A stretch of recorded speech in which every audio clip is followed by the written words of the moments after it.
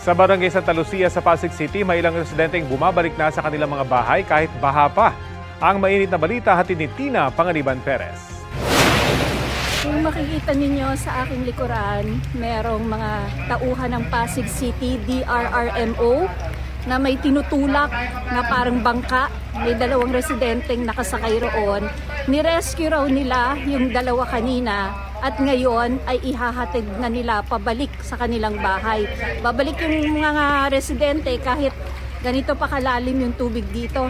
Dito mga hanggang, makikita ninyo, hanggang tuhod ang tubig. Ito ay nasa Barangay Santa Lucia sa Pasig City. So patuloy po tayo magbabantay rito. Ako po si Tina Panganiban Perez para sa GMA Integrated News.